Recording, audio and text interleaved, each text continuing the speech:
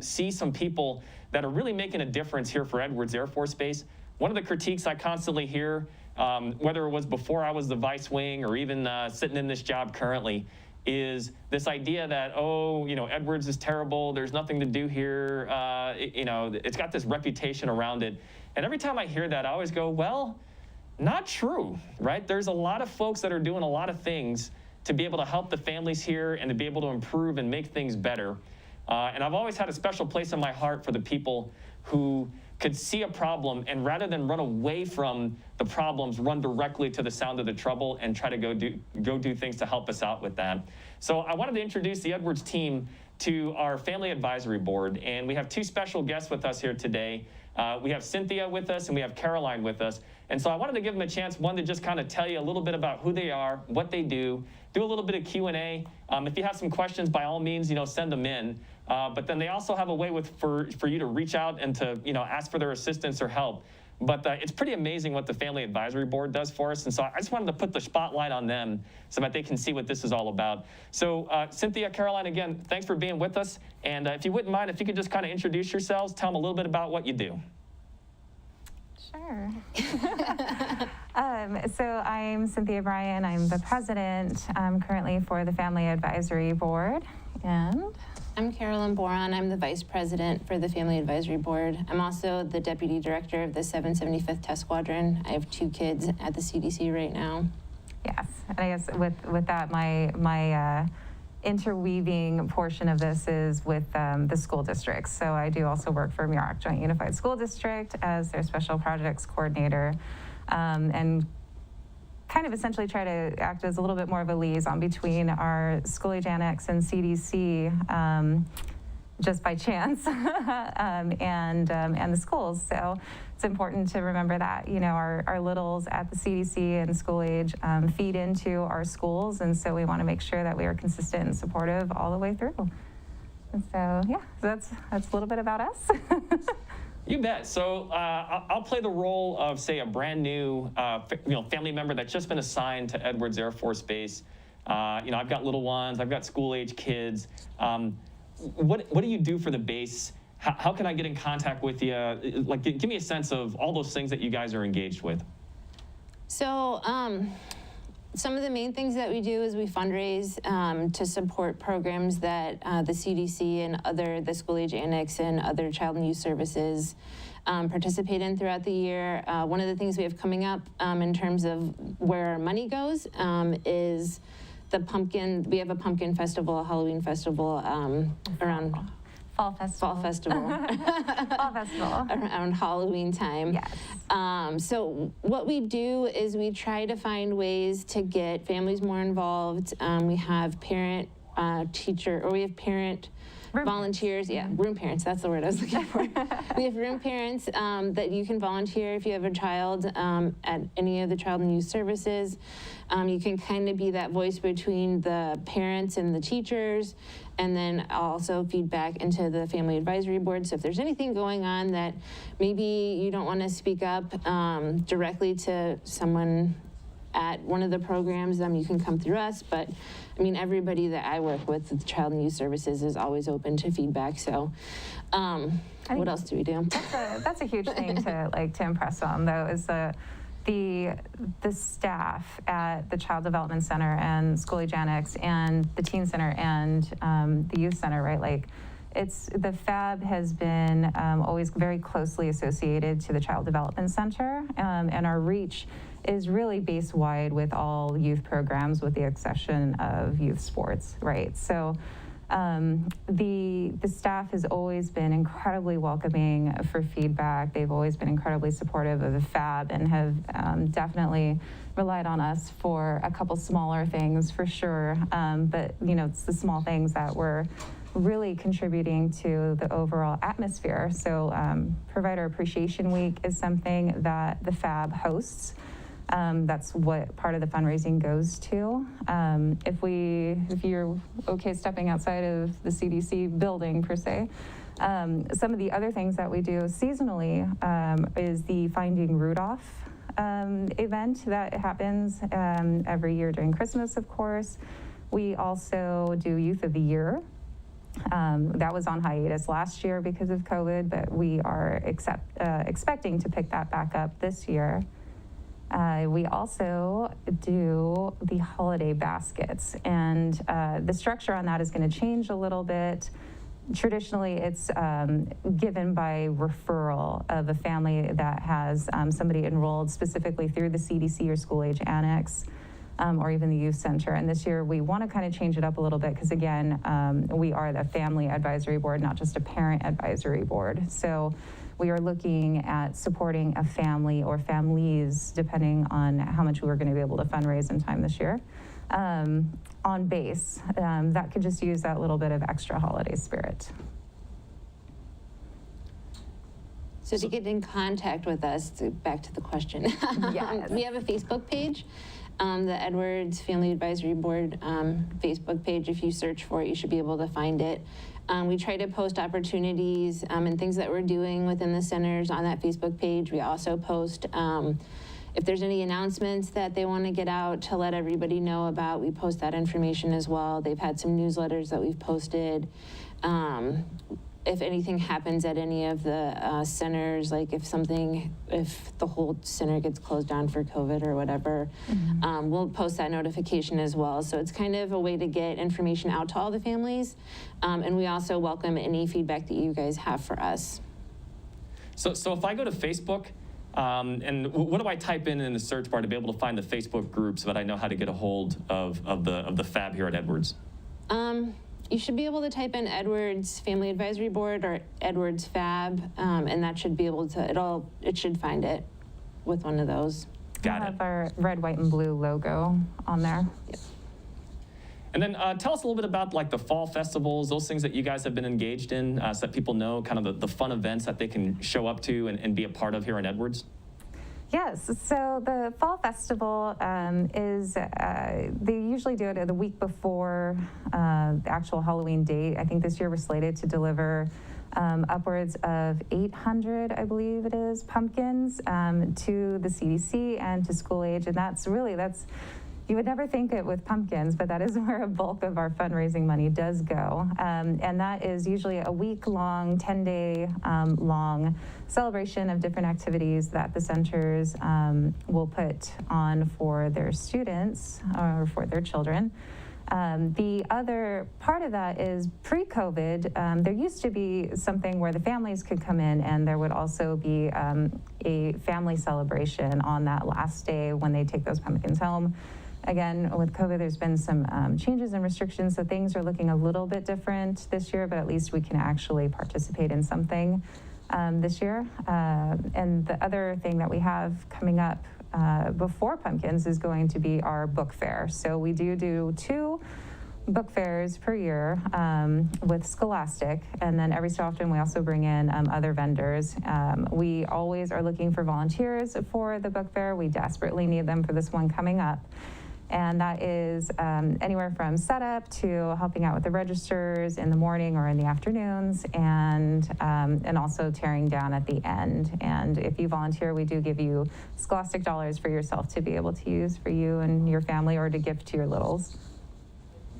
Very cool. Go ahead. Sorry, Caroline. I was going to say, anybody with base access can go to that book fair. So it will be at the Child Development Center. So if you want to stop by and buy books, we'd appreciate that, because this is going to be our major fundraiser for the year, where we take all of our profits out as cash. So the last book fair, we ended up using most of our profits to buy books for the CDC and the school age annex.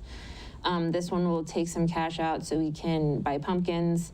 Another thing we have coming up I think in November, is Photo Day, and we organize that. It is also another fundraiser. So you get a chance, that's mainly at the CDC because the schools have their own Photo Day, but you get a chance to get school pictures for your kids, and we get a little fundraising opportunity.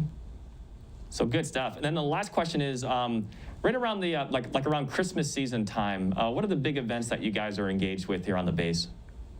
So the biggest one is Finding Rudolph. We help fund the award for that piece of it, and I think there was some conversation about doing another activity, but again, I think that was kind of something that was going to depend on what COVID restrictions were going to look like. But aside from that is also the holiday baskets I would have mentioned earlier. So that again is by recommendation of leadership to the FAB of families that they feel would be in need and or I don't want to necessarily say in need, but Who would appreciate a little more holiday spirit.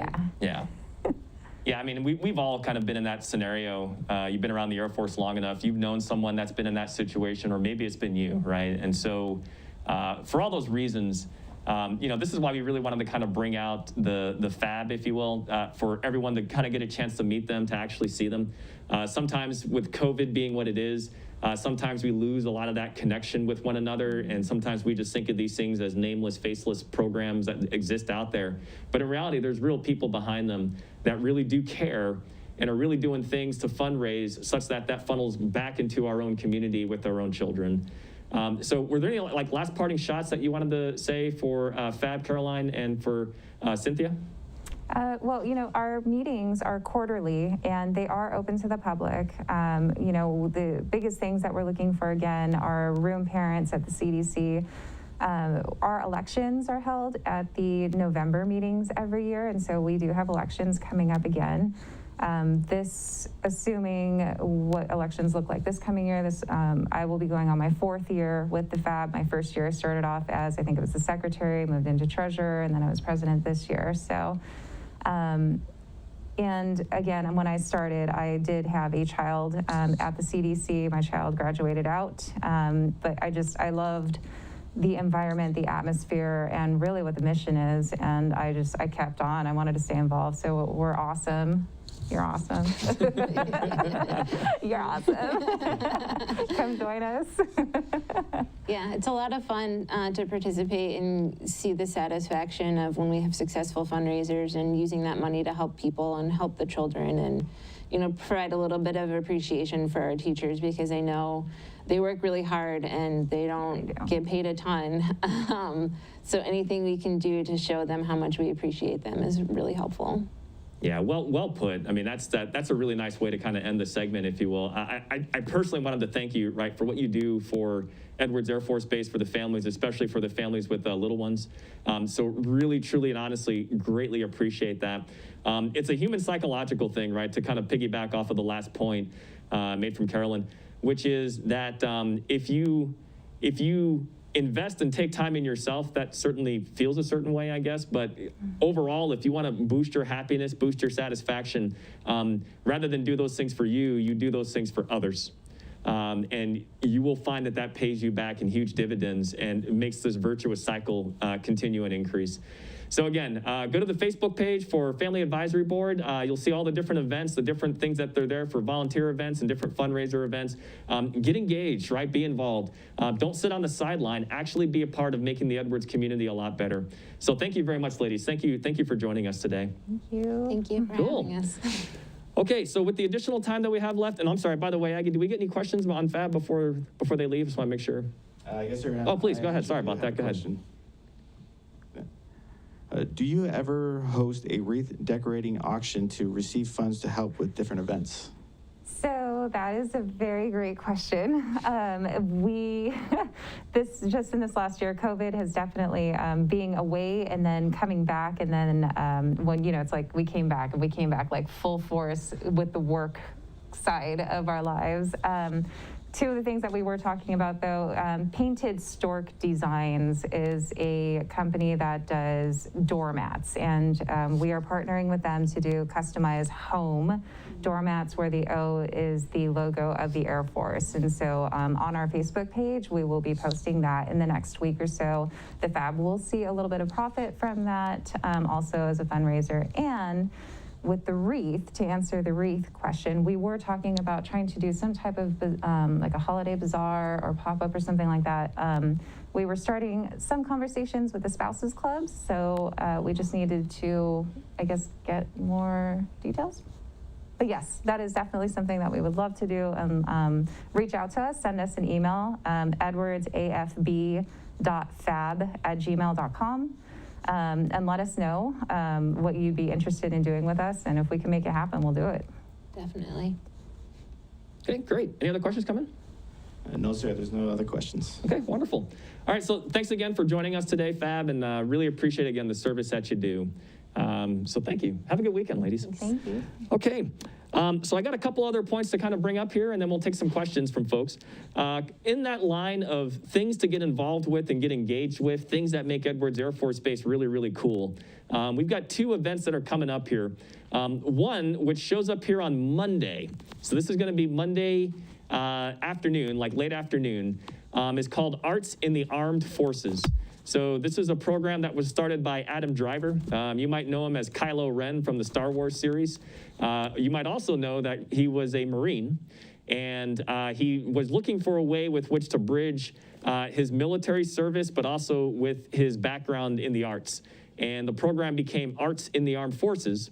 And you might have seen this. He's got a great TED Talk, stuff on YouTube, all different types of videos of bringing the arts directly to the military bases.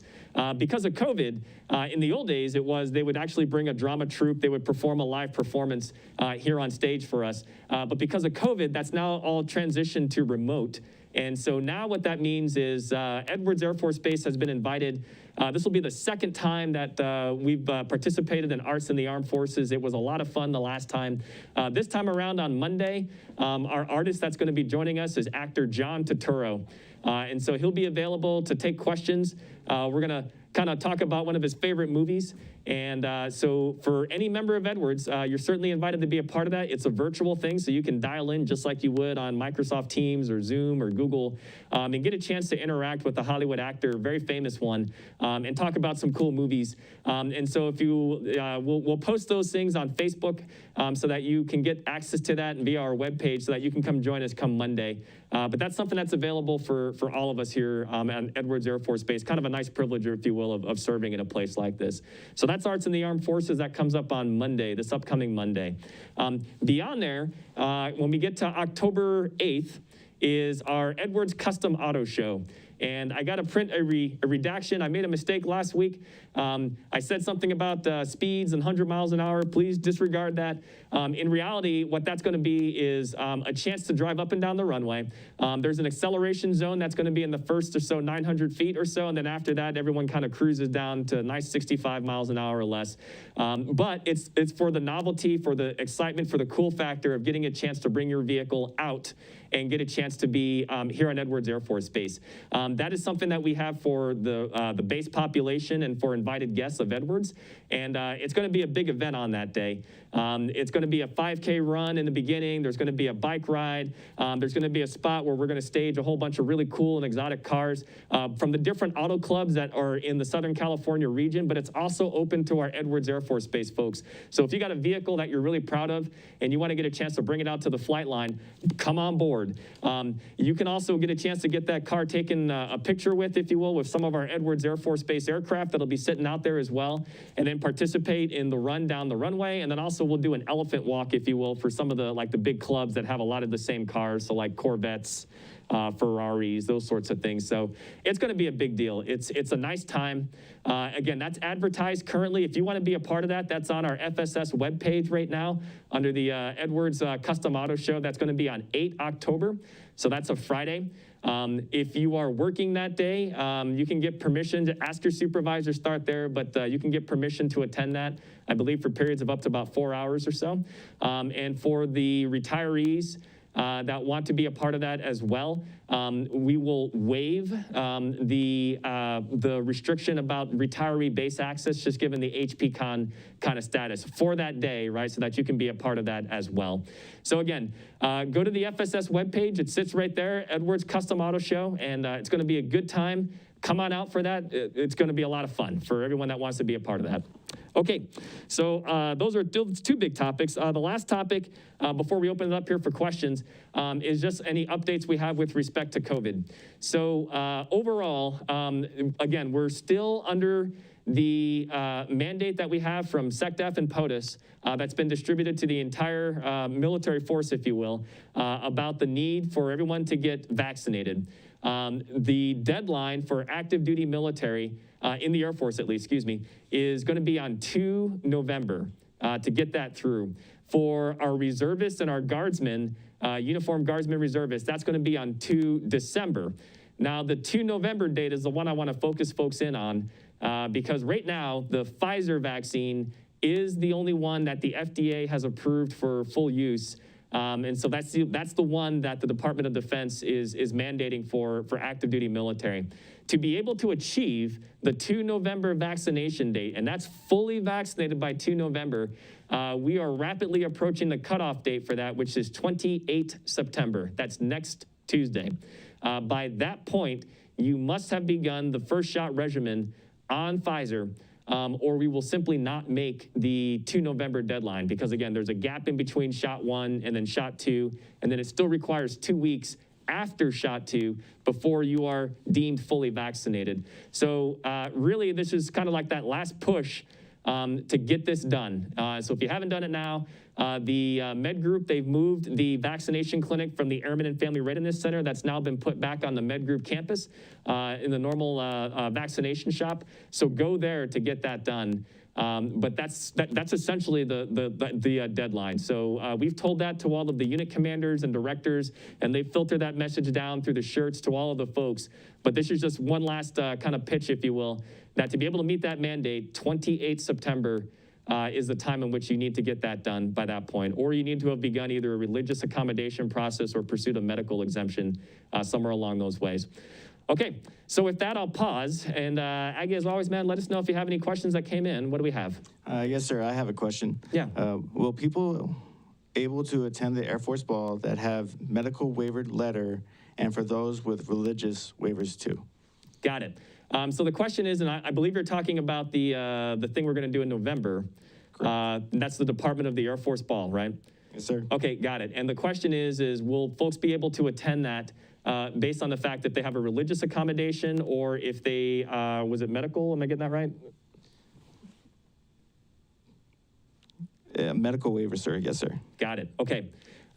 So the short answer so far is we don't have that guidance just quite yet. So that's coming up. It's going to be in November by that point.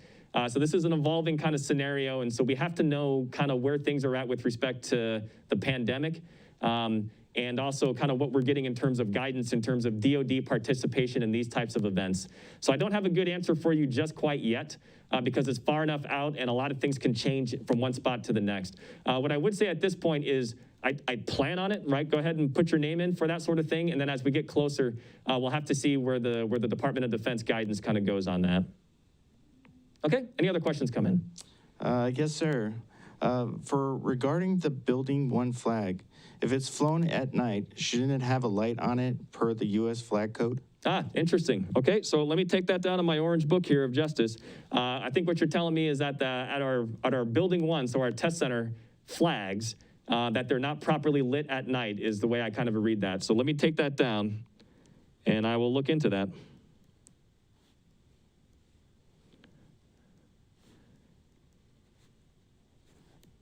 Got it. Okay, what other questions? I don't have any questions as of yet, sir. Okay, no worries. So big picture, really I just want to kind of just provide a little bit of space here for people to be able to ask some questions. We started a little bit late just for some technical challenges on our side, and a little bit late for me just coming in. And so if we don't have any other additional questions, I don't want to hold people's time, right, and to just be respectful of that. So I'll give it about another minute or two, and we'll see if any other questions come in along the way. And in the meantime, Aggie, any big plans for the weekend? Anything you're doing? No, sir, just doing homework. You know how it is. Yeah, you and me both. You and me both. But I actually do have a question. I'm not sure from one of the conferences, as far as Chief Bass kind of mentioned about going to a more of a narrative type of EPR system instead of bullet writing. Yeah. Were you tracking that, sir? Yeah, I was. Yeah, so broadly, the way I kind of read that is, and we've all been there in the military trying to write someone's promotion reports or, you know, their evaluations where there's a limited amount of space. And so rather than actually write out full words, they become abbreviated down. And it very quickly becomes a term of art, right? It's something that you have to look at a lot of them in order to be able to understand what's being read there. And I think the push that we're seeing from the senior leadership is to revert back to more of a narrative style form. The same way you would read a book or read a news article, it wouldn't be littered with a whole bunch of different abbreviations that you'd have to sit there, and unless you've seen it so many times to be able to understand what they're talking about. So I think that's the intent, is that as human beings, we're just better able to understand and read and process prose as opposed to code words and different abbreviations along the way. So that seems to be the push, is what I'm seeing. Is that kind of what your read on it was as well? Yes, sir. Yeah. So that'll be a recent change that will be coming down. Again, we're still waiting to see some additional guidance from above, but that's what we're tracking so far on it. All right. Any other questions come in? Yes, sir. Okay, go ahead. Some contractors have jobs that require them to stay fit. When can we expect for us to be allowed in the gyms? Got it. Okay. So still under HPCon Bravo. So just want to make sure that the question's clear. It's contractor access to the gym facilities, right? Am I getting that right? Yes, sir. Okay, got it. So under Bravo, there's still some restrictions that we have in terms of the use of our fitness facilities, just to be able to limit spread and to be able to contain things in the event that we have outbreaks. And we have had some, right? And so that's why some of these protections are there to put those in place. What I have seen is not necessarily with the main gym facilities, but I've seen that with some of the other gyms that folks have built internal to the individual task forces. I've seen where folks have been able to go use those. So I'd recommend kind of get with the spot where you work, or see if there's an adjacent spot to go do that. It is my apologies, right? I mean, quite frankly, we'd love to be able to open it up for everybody all the time, but then that creates a contagion risk. There are just certain spots on the base that are just natural spots where we just need to protect those, so that if something happens, it's a common ground where everyone gets together, but to be able to, provide folks some protection in the event that an outbreak does occur. Okay, what else? Yes, sir. Will it be mandatory for dependents to be vaccinated as well? Got it. So the question was about dependents and getting vaccinated. So the guidance is always changing. However, the very last guidance that I saw was no, right? There's no, at least right now, there's nothing saying that the dependents must get vaccinated as well. The member must be, right? But that does not necessarily extend to spouses and children, et cetera. What I will say, and this is probably just a larger narrative about where the nation is going as a whole, which is increasingly what we're seeing in the private sector is that to be able to do a concert, to go to a dining establishment, to take a vacation, to get on an airplane or take a cruise, for instance, in any one of those scenarios, they're going to ask for proof of vaccination status. And so in those worlds, regardless of what the military says, or regardless of what orders we receive from our chain of command, the private sector is a completely different animal in terms of what you're going to have to do to be able to enjoy things off base and do those sorts of things. So broadly, right, I mean, we have enough vaccine. We have plenty of vaccine that's available for folks. That's no longer the issue at all whatsoever. And so for the dependents, encourage, right, strongly recommend to go get the vaccine. But there's no mandates. There's nothing that says that they have to go do that. What else? Yes, sir. Is the car show on October 8th open for the general public? So right now it's not. And we did that deliberately, mainly because it's been a while. I mean, we used to do this sort of thing on Edwards a couple of years ago. There's been a couple of years since we've done that. And so to be able to start off first, this is limited to just people with access to the base. So in other words, those that carry DOD ID cards to be able to get through the gate, or specially invited guests, right, to be a part of it this time around. As we get better, right, in terms of the logistics and the planning and what we can do to be able to make it a bigger and bigger event, we can certainly entertain that for the future. But for now, for this particular one, this particular event is just limited to the Edwards family. Okay, what else? Yes, sir. So just an update status for the lights for the flag at Building 1. Yep. That CE is sending over a crew to see what is going on with it. Wonderful. CE, as always, man, thanks for being on top of it. I really appreciate that. I'll check that off my book here for the Orange Book of Justice. Thank you for looking into that as well. And again, thanks for the comment about the flags as well. Okay, what else? That's all the questions I have so far, sir. Okay, no worries. All right, so some good questions there. So really with that, I'll let it go for about another minute or so. But again, I just wanted to thank everyone for getting the chance to join on with us and to be able to send in those questions. We intentionally try to keep this line of communication open as much as possible because it's a way to get the direct feedback directly from the senior leadership on the base to be able to answer questions, right? We're communicating that we care and that we want to be easily reachable and to be able to help out as much as possible. A lot of you guys know my story in terms of, this is our third assignment here for my wife and I and my son. And we've always looked at Edwards as a family. And so being able to be here to try to help extend that is a very special time. And so we really appreciate having these forums and these events. So with that, any other things come in? No, sir. Okay, wonderful.